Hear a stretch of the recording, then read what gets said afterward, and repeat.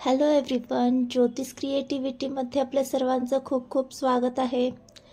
तर आज आपण मुळ्याचे पराठे पाहणार आहोत.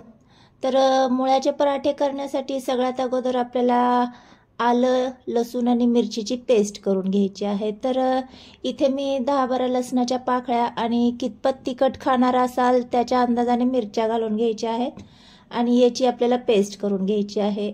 आलं आवडत असेल तर यामध्ये तुम्ही आलं देखील घालून घेऊ शकता. मी थोडीशी जास्तच इथे पेस्ट करून घेतलेली आहे, कारण मला दुसऱ्या भाजीसाठी देखील ही पेस्ट गरजेची आहे, त्यामुळे ही मी जास्तीची करून घेतलेली आहे. तुम्ही तुमच्या अंदाजाने करून घ्यायची. आता इथे मी वाटीमध्ये काढून घेतलेली आहे. आता ही साईडला ठेवून देऊया. तर आपण जे पराठे करणार आहोत ते तांदळापासून करणार आहोत. तर इथे मी 3 ते 4 तास तांदूळ भिजत घातले होते. इथे कोणतेही तांदूळ तुम्ही घेऊ शकता. मी इथे रेग्युलर माझे जे भातासाठी मी वापरते ते तांदूळ घेतलेले आहेत. हे स्वच्छ धुवून घ्यायचे आहेत आणि त्याच मिक्सर जारमध्ये आपल्याला याची पेस्ट करून घ्यायची आहे. तर थोडं थोडं पाणी घालून जमेल तितकी बारीक अशी पेस्ट करून घ्यायची आहे. थंडीच्या दिवसामध्ये बऱ्याच वेळा काय होतं, कणिक भिजवायचा मळायचा कंटाळा आलेला असतो, पण हेल्दी तर खायचं असतं. मग अशा वेळेस हे पराठे ट्राय करायला काहीच हरकत नाही आहे. तर इथे मी अशा पद्धतीने बारीक अशी पेस्ट करून घेतली. आता ही आपण साईडला ठेवून देऊया. तर आता आपल्याला लागणार आहेत मुळा. तर आपण मुळ्याचे पराठे करणार आहोत, त्यासाठी मुळा तर गरजेचाच आहे. तर इथे मी 2 मुळे घेतलेले आहेत. ते स्वच्छ धुवून घ्यायचे आहेत आणि आपल्याला किसणीने किसून घ्यायचे आहेत.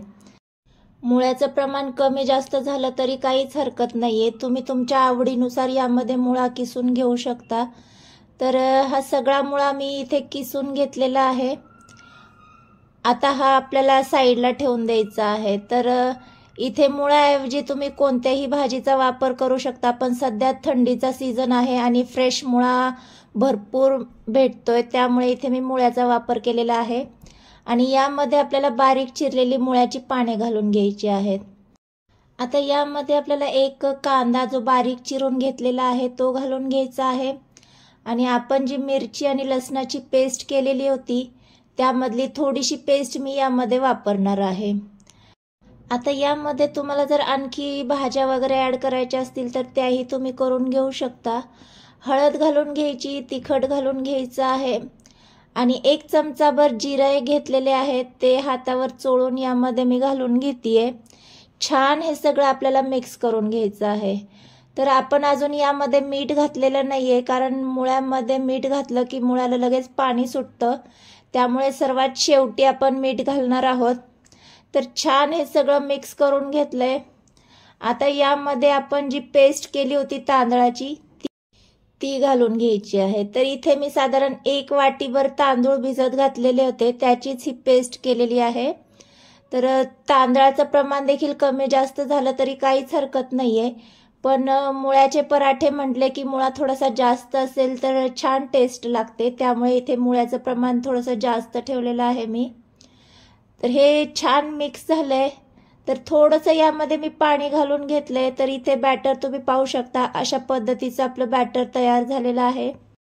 आता यामध्ये तांदळाला थोडासा बाइंडिंगपणा येण्यासाठी मी इथे 2 ते 3 चमचे बेसन पिठाचा वापर केलेला आहे. हा ऑप्शनल आहे, पण थोडासा सॉफ्टनेसपणा येतो आपल्या पराठ्यांना आणि बराच वेळ ते सॉफ्ट राहतात, म्हणून मी इथे बेसन पिठाचा वापर केलेला आहे. छान मिक्स करायचंय. आता यावेळेस जर तुम्हाला वाटत असेल की ठीक आहे तर आणखी थोडंसं पाणी तुम्ही यामध्ये ॲड करून घेऊ शकता. सर्वात शेवटी आपल्याला यामध्ये चवीनुसार मीठ घालून घ्यायचंय. आपलं इथं बॅटर परफेक्ट झालेलं आहे, त्यामुळे मी आणखी पाणी घातलेलं नाहीये. आता गॅसवर पॅन गरम करून घ्यायचंय, त्याला तेल किंवा तुपाने ग्रीस करून घ्यायचंय. आणि इथे मी जास्त मोठे करणार नाहीये, छोट्या प्रमाणातच करतेय, त्यामुळे मधोमधच मी तेल लावून घेतलेलं आहे. आता यामध्ये आपल्याला हे पराठे सोडून घ्यायचे आहेत. तर छान मिक्स करायचे एकदा घालण्याच्या अगोदर आणि मगच पॅनमध्ये बॅटर घालून घ्यायचे. तर छान जितकं मोठं छोटं पातळ जाड तुम्हाला घालायचे तेवढे पसरवून घ्यायचं आहे. तर इथे मी थोडेसे थिकच ठेवणार आहे. तर मस्तच झालंय. आता थोडंसं अट्रॅक्टिव्ह दिसण्यासाठी मी यावर काळे तीळ घालून घेतेय. हे ऑप्शनल आहे, पण थंडीचे दिवस आहेत आणि दिसायलाही छान दिसतात, त्यामुळे मी काळे तीळ घालून घेतलेत. थोडंसं चमच्याने प्रेस करून घ्यायचे आणि पुन्हा थोडंसं वरून तेल सोडून घ्यायचं आहे. तर मस्त इथे आपला पराठा तयार झालेला आहे. मीडियम गॅसवर शेकून घ्यायचं आहे आपल्याला. हवा असेल तर तुम्ही याला झाकण देखील लावून घेऊ शकता, पण मी झाकण लावलेलं नाहीये. एक 2-3 मिनटं खालची बाजू छान शेकून झाली की आपल्याला त्याला पलटी करून घ्यायचं आहे. दोन्ही बाजूने छान खमंग आणि गोल्डन कलर येईपर्यंत आपल्याला हा पराठा शेकून घ्यायचा आहे.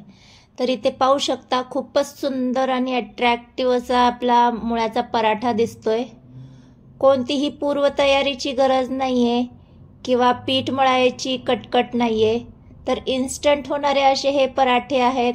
फक्त आपल्याला तांदूळ भिजत घालायचीच तेवढी कटकट आहे, नाहीतर सगळं अगदी इन्स्टंटच आहे. तर असेच सगळे पराठे मी करून घेतेय आणि गरमागरम सर्व करून घेऊया.